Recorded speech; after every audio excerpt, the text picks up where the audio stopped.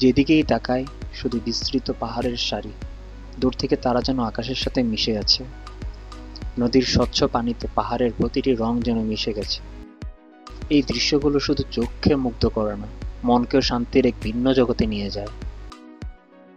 আজকের এই ভিডিওতে আমরা আমাদের সুনামগঞ্জ ভ্রমণের সকল তথ্য আপনাদের সাথে শেয়ার করব।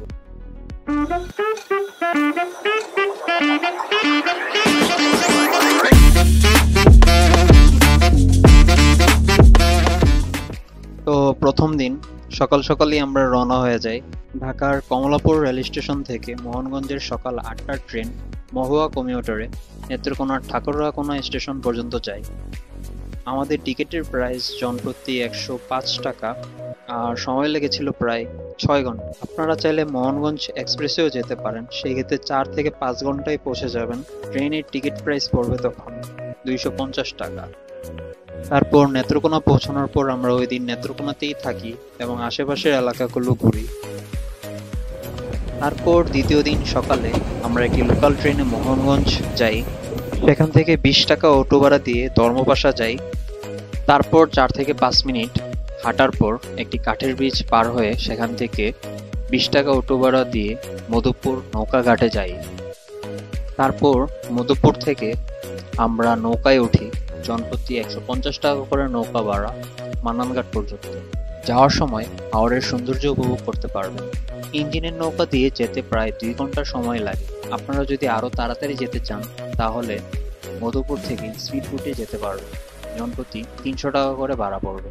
তারপর আমরা মান্নানঘাট পৌঁছাই এবং সেখান থেকে আবারও অটোতে জনপ্রতি ৫০ টাকা করে জামালগঞ্জ আসি। জামালগঞ্জ থেকে নদী পার হই ৫ টাকা দিয়ে। তারপর সেখান থেকে ৮০ টাকা করে সিএনজি ভাড়া দিয়ে আমরা সুনামগঞ্জের ব্রিজে আসি। তারপর সেখান থেকে বাইকে করে টেকের ঘাটের উদ্দেশ্যে রওনা হয়। মাঝখানে জাদুকাটা নদী পড়ে। নদীর সাথে পাহাড় এবং মেঘের সৌন্দর্য খুবই মনোমুগ্ধকর ছিল। সেখান থেকে ফেরি পার হই ৩০ টাকা দিয়ে, আর বাইকের ভাড়া পড়েছিল ৩৫০ টাকা। তারপর আবার বাইকে উঠে প্রকৃতির সৌন্দর্য দেখতে দেখতে আমরা টেকের ঘাট এসে পৌঁছাই। তারপর নীলাদ্রি লেক ও আশেপাশের সৌন্দর্য দেখতে দেখতে আমরা বিকাল সময়টা পার করি এবং রাতে থাকার জন্য আমরা টেন্টিং করি।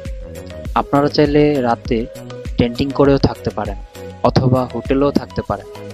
টেকের ঘাট বাজারে ৫০০ থেকে ১০০০ টাকার মধ্যে হোটেল রুম পেয়ে যাবেন আপনারা। তারপরের দিন অর্থাৎ তৃতীয় দিন সকালবেলা নাস্তা করে আমরা আশেপাশের এলাকাগুলো ঘোরাঘুরি করি, কিছুটা সময় কাটাই। তারপর সেখান থেকে একটি বাইক করে কলমাকান্দার উদ্দেশ্যে রওনা হই। যাওয়ার পথে আমাদের ফেরি পার হতে হয়েছিল। যেহেতু হাওর অঞ্চল, এজন্য কিছু কিছু জায়গায় রাস্তায়ও পানি উঠে গেছে। তারপর আমরা পানি ও পাহাড়ের সৌন্দর্য দেখতে দেখতে নদী পার হই। ফেরি ও বাইকের ভাড়া মিলিয়ে আমাদের প্রায় ৮০০ টাকার মতো খরচ হয়েছিল। তারপর বিকাল হয়ে যাওয়ায় আমরা আর পাঁচগাঁও কিংবা কলমাকান্দার সুন্দর জায়গাগুলো উপভোগ করতে পারি। বাইকে জনপ্রতি ১০০ টাকা করে ঘুরতে পারা যায় কলমাকান্দা থেকে, এবং ঠাকুরকোনা থেকে যদি বাইক নেন তাহলে ২৫০ থেকে ৩০০ টাকার মতো খরচ পড়বে।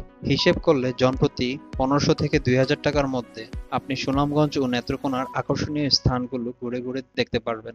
আর এভাবে আপনি অনেক সুন্দর সুন্দর জায়গায় অনেক এক্সপিরিয়েন্সও গ্যাদার করতে পারবেন। তো বন্ধুরা, ভিডিওটি কেমন লেগেছে জানাবেন, আর অবশ্যই চ্যানেলটিকে সাবস্ক্রাইব করতে ভুলবেন না।